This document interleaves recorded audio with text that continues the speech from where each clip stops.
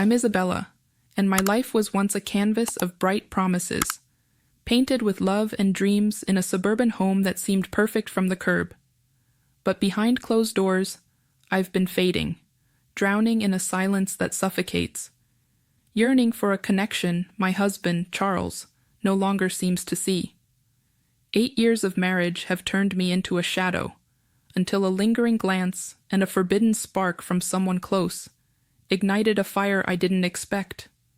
Now, I'm standing on the edge of a secret so dangerous it could burn everything I've ever known to the ground.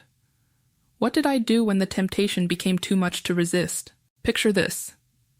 A glass of lukewarm coffee sits untouched on the kitchen counter, the faint ring of condensation marking its neglect, much like the quiet ache in my chest. I'm Isabella, 33 years old, and my life feels like a painting left out in the rain, once vibrant, now just blurred edges and faded colors. I've been married to Charles for 8 years, and somewhere along the way, I've become a ghost in my own home. Our suburban house, with its neatly trimmed lawn and the hum of cicadas on sticky summer nights, looks picture-perfect from the outside. But inside, I'm drowning in silence, in the kind of quiet that presses against your skin until you can't breathe. Every evening, I'm in the kitchen, stirring pots and chopping vegetables, the clatter of pans my only conversation. Dinner is ready by 6, like clockwork, but Charles barely lifts his eyes from his phone. He's 35, an accountant, always buried in spreadsheets or emails, his brow furrowed like the world's weight is on his shoulders. He's kind, don't get me wrong, always polite, always steady, but distant, like a lighthouse I can see but never reach. Our talks, if you can call them that, are clipped and practical. Did you pay the electric bill? Or, we're out of milk. I can't remember the last time we shared a laugh or even a lingering glance. It's as if I'm just part of the furniture, a fixture he passes by without a second thought. I caught myself in the mirror the other night, really looked, and it hit me hard. The lines around my eyes, etched deeper than I remembered, told a story of exhaustion, of years spent waiting for something, anything, to change. My reflection stared back, hollow, and I wondered when I stopped mattering, not just to Charles, but to myself. When did I become this shell, going through the motions, folding laundry, wiping counters, living a life that feels like it belongs to someone else? There's a hunger in me, a yearning I can't name, not yet. It's buried deep, but it's there, stirring, restless, waiting for a spark. Then there's Lucas, Charles's best friend since their college days. He's 34, a freelance photographer with a warm smile that crinkles at the corners and an easy laugh that fills a room like sunlight. He's around often, swinging by with a six-pack of beer or to catch a game on TV. Unlike Charles, Lucas notices things, small things. The other day, I tried a new recipe, some fancy herb-crusted chicken, and while Charles just ate in silence, Lucas looked up, grinned, and said, "Isabella, this is incredible. Where'd you learn to cook like that?" It was nothing, just a passing comment, but it landed like a pebble in still water, rippling through me. I felt seen, if only for a second, and that fleeting warmth was enough to make my heart stutter. I remember that evening so vividly, the air thick with the scent of roasted garlic and rosemary as our dining room buzzed with laughter and clinking glasses. We were hosting a dinner party to celebrate Charles's promotion at work, a rare occasion that brought a crowd into our usually quiet home. I'd spent hours preparing, wanting everything to be perfect, but the real decision came earlier that day when I stood in front of my closet, my fingers brushing over a ruby red dress I'd bought on a whim years ago. I'd never worn it, always thought it was too bold, too much for someone like me. But something in me shifted that day, a quiet rebellion, and I slipped it on. The fabric clung to my curves like a second skin, the deep crimson shimmering under the dining room lights as I moved. I caught my reflection in the hallway mirror before the guests arrived, and for the first time in ages, I saw a spark of something fierce in my eyes.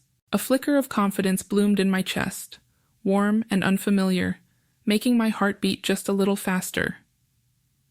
The party was in full swing by 8, with Charles's colleagues filling the room with talk of numbers and office politics. I moved through the crowd, playing the perfect hostess, but I couldn't help noticing how Charles barely glanced my way. He was too caught up in his conversations, his laughter reserved for everyone but me. I tried not to let it sting, focusing instead on the hum of voices and the weight of the tray in my hands. But then there was Lucas, always nearby, his gaze lingering in a way that made my skin prickle. Every time I looked up, his eyes were on me, intense and unapologetic, like he was seeing something no one else did. It was unsettling, but I'd be lying if I said it didn't stir something deep inside me. Later, as the night wore on, I slipped into the kitchen to refill a pitcher of sangria, the cool tile under my feet a brief escape from the crowd. I didn't hear Lucas follow me in at first, not until his shadow fell across the counter. He offered to help, his voice casual, but there was an edge to it as he stepped closer. "That dress, Isabella. It's like you're a different person tonight," he murmured, his tone low, almost a whisper, sending a shiver racing down my spine. I could feel the heat of him standing just a breath away, the air between us charged with something I couldn't name. My hands fumbled with the pitcher, a nervous laugh escaping my lips as I tried to brush it off, muttering something about it just being an old thing I found in the closet. But his words lingered, heavy and electric, making me feel seen in a way I hadn't been in years. It was like a door had cracked open inside me, letting in a sliver of light I didn't know I'd been craving. Over the next few days, I couldn't shake that moment. Lucas started to occupy more space in my thoughts, and I found myself checking my phone more often than I'd like to admit. It started innocently enough. Lucas and I had always texted here and there, usually about mundane things like coordinating plans with Charles, or sharing a quick photo of something funny he'd snapped on one of his shoots. But after that night in the kitchen, the tone shifted. Our messages turned playful, laced with little jabs and teasing remarks that made me smile in a way I hadn't in ages. I'd catch myself typing out a reply, my fingers hovering over the screen, wondering if I was crossing a line. But I'd hit send anyway, craving that tiny thrill of connection. Then, one late afternoon, after a particularly draining day of errands and housework, I sent him a message that changed everything. I was sitting on the couch, the house eerily quiet, and I just needed to vent. I typed out how unappreciated I felt, how Charles didn't even notice the little things I did to keep our life together, how I sometimes felt invisible. My thumb hesitated over the send button, but the ache in my chest pushed me to do it. A few minutes later, Lucas replied, and his words hit me like a tidal wave. "You deserve to feel special, Isabella. I see you." I stared at the screen, my breath catching in my throat. It was like he'd reached through the phone and touched a part of me I'd buried deep. From that moment, I couldn't stop craving his attention, his words, the way he made me feel like I mattered. The tension kept building in stolen moments that left my heart racing. One day, Lucas stopped by to return a borrowed tool, and I was in the kitchen, wrestling with a stubborn jar of pickles that just wouldn't budge. I was frustrated, my hand slipping on the lid, when he stepped over with that easy grin of his. "Let me help," he said, his voice low as he moved in close. His hands brushed against mine as he took the jar, his fingers warm and steady, and with a quick twist, it popped open. But it wasn't the jar that left me breathless. It was the electric jolt of his touch, the way it lingered in the air between us. I pulled back fast, my cheeks burning like I'd been caught doing something wrong, muttering a quick thanks as I turned away. But the damage was already done. I couldn't stop replaying that moment, the heat of his skin against mine, the way my pulse hadn't settled for hours after he left. I tried to push it down, to focus on my routine, on being the wife I was supposed to be. But the more I tried to ignore it, the more Lucas seemed to be everywhere in my mind. Every text, every fleeting glance when he was over, felt like a match striking against dry tinder. And then came the night that shattered everything, the night of my 8th wedding anniversary with Charles. I'd spent the day preparing, wanting to make it special despite the distance between us. I cooked his favorite meal, a slow-roasted lamb with garlic mashed potatoes, set the table with flickering candles, and even put on a soft playlist of songs from when we first met. I sat there, waiting, the rain starting to tap against the windows, each drop echoing the ticking clock. 8 o'clock came and went, and then my phone buzzed with a call from Charles. His voice was flat, distracted, as he told me he was working late, some urgent deadline he couldn't get out of. He didn't even mention the date, didn't apologize, just said he'd be home when he could. I hung up, the silence crashing back around me, and the tears came before I could stop them. I sat at that beautifully set table, alone, the candles burning lower, the storm outside growing fiercer, and I felt like my heart was breaking all over again. That's when my phone lit up with a text from Lucas. Just a simple, "Hey, you okay?" I don't know what made me do it, but I poured out the truth, typing through blurry tears that I was a mess, that I couldn't handle feeling so alone tonight. His response was immediate. I'm still reeling from that night, the one where everything I thought I knew about myself crumbled like ash in my hands. Lucas's text, that simple question, "Hey, you okay?" opened a floodgate I couldn't close. I spilled my pain to him, and his reply was a lifeline in the storm. He said he was coming over, that I shouldn't be alone. And just like that, the boundary I'd been tiptoeing around for weeks dissolved. What happened after he arrived, under the dim glow of those dying candles with the rain hammering outside, was a moment of raw, unspoken need. It was a collision of longing and desperation, a silent agreement that we'd crossed into forbidden territory. I won't paint the details, but imagine two souls, starved for connection, finding solace in a way that's as beautiful as it is devastating. That night with Lucas changed everything, and there was no going back. The weeks that followed were a haze of pretending, a tightrope walk between stolen glances and suffocating guilt. Around Charles, I tried to act like nothing had shifted, like I was still the same Isabella who folded his laundry and set his coffee out each morning. But every time Lucas was in the room, it felt like a spotlight was burning down on us. A fleeting look across the dinner table, a brush of his hand as he passed me a dish during one of our group hangouts. It was like a neon sign flashing guilty above my head. I could barely breathe through those moments, my heart pounding so loud I was sure Charles would hear it. The thrill of Lucas's secret touches, those brief hidden sparks during casual gatherings, sent a rush through me I couldn't deny.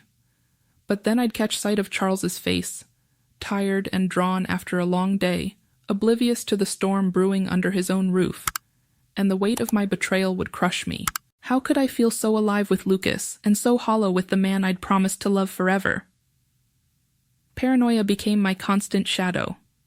Every buzz of my phone made me jump, my stomach twisting as I wondered if Charles had somehow seen a message, caught a glimpse of something he shouldn't have. I'd delete texts from Lucas as soon as I read them, my fingers trembling, but the fear lingered.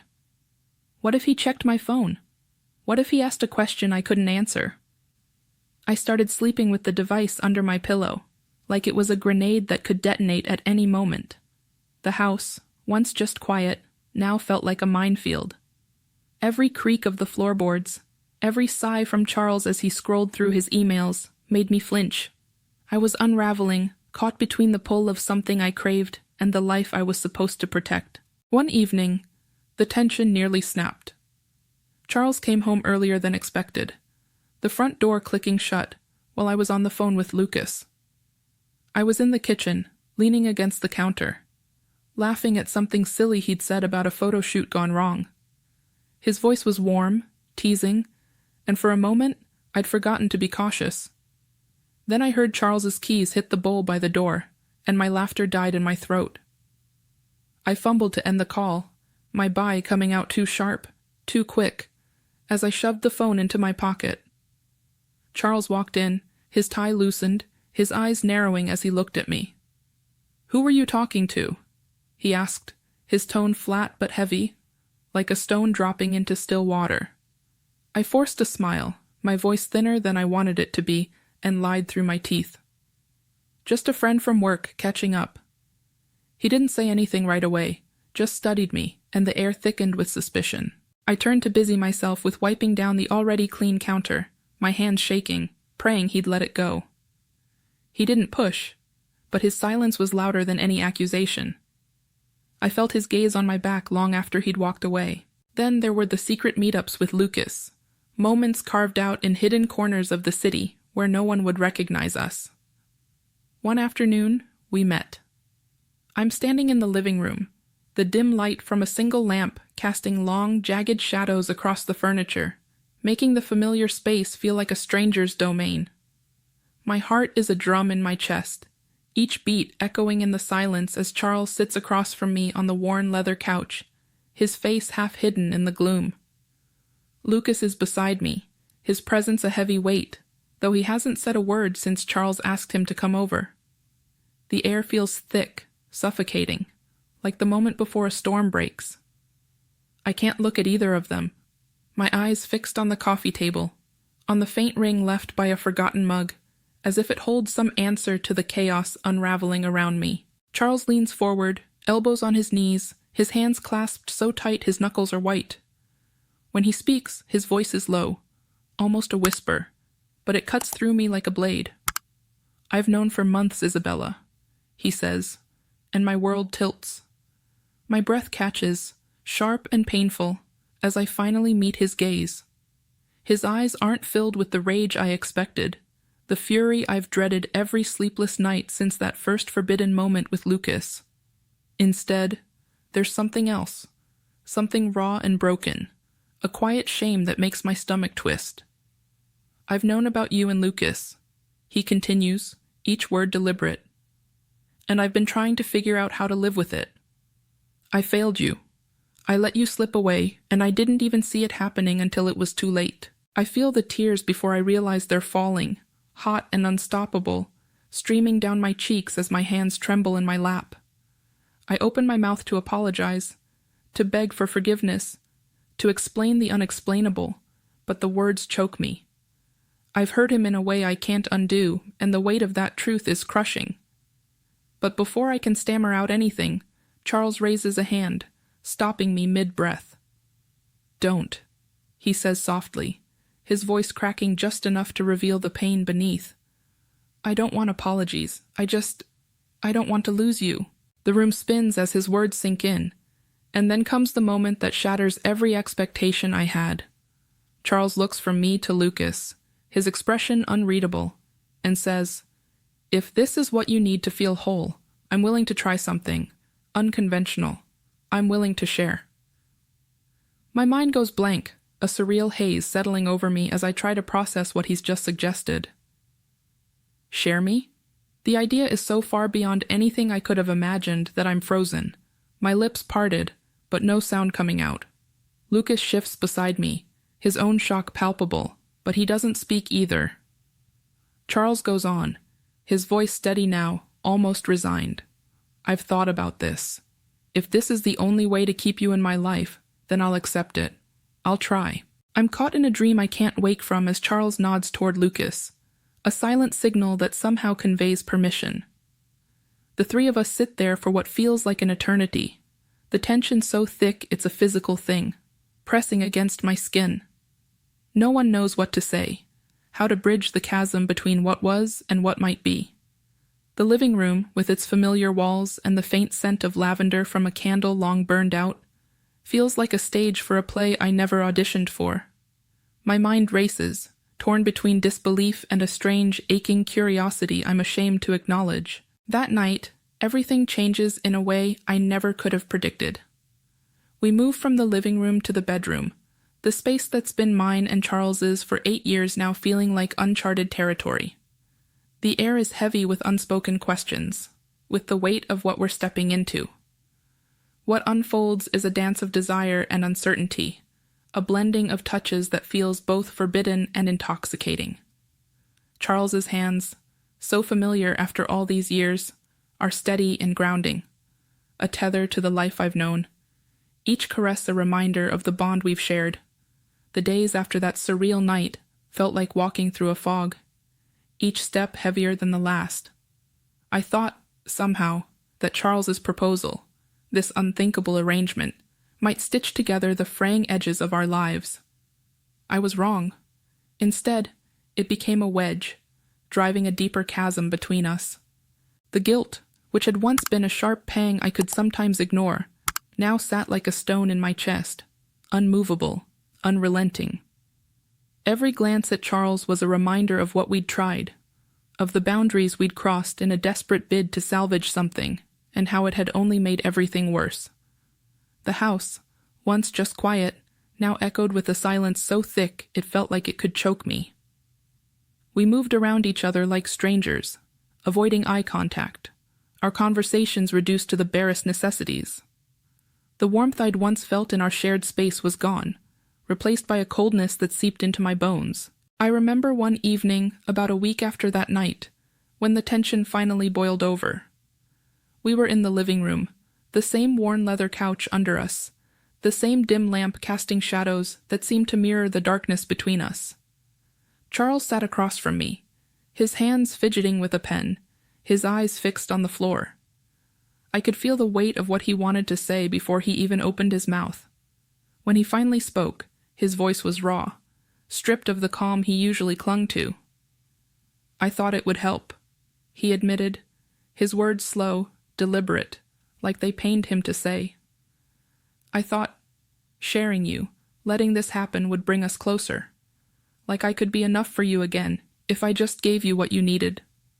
He paused, his jaw tightening, and when he looked up at me, his eyes were glassy with unshed tears. But it didn't. It just made me feel smaller, more inadequate than ever. "I can't look at you without seeing everything." His confession hit me like a punch, stealing the air from my lungs. I wanted to reach out, to tell him I was sorry, that I never meant for any of this to spiral so far. But my throat was tight, my words trapped behind a wall of shame. I just sat there, frozen, as the distance between us grew even wider. That night, I lay awake in our bed, staring at the ceiling, feeling the empty space beside me where Charles had chosen to sleep on the couch. I knew then that whatever we'd hoped to save was slipping through our fingers, and I didn't know how to stop it. With Lucas, things unraveled in a different way. The connection that had once felt like a lifeline now became a source of confusion and pain. I couldn't handle the tangle of emotions he stirred in me. The longing, the guilt, the fear of what it all meant. So I pushed him away.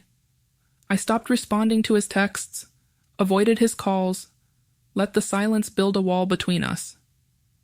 At first, he tried to reach out, his messages tinged with concern, asking if I was okay, if we could talk. But I couldn't face him, couldn't face what we'd done or the role he played in the wreckage of my life. Eventually, he stopped trying. The last message I got from him was a simple, "I'll give you space." And just like that, he was gone from my daily thoughts, leaving behind an ache I didn't expect. I'd wanted to feel free of him, but instead, I felt emptier, like I'd lost something vital I couldn't name. The final breaking point with Charles came on a gray, rainy morning, the kind where the world outside looks as bleak as the one inside. We sat at the kitchen table, the same table where I'd once set out anniversary dinners with flickering candles, now bare, except for a stack of papers and 2 pens. Divorce papers. The word felt foreign, unreal, even as I stared at the black ink spelling out the end of 8 years. Charles sat across from me, his face a mask of resignation, his hands steady as he signed his name. I hesitated, my pen hovering over the line, my heart screaming, "Don't forget to subscribe, like, and comment if you enjoyed this story. This will help us create more engaging stories for you."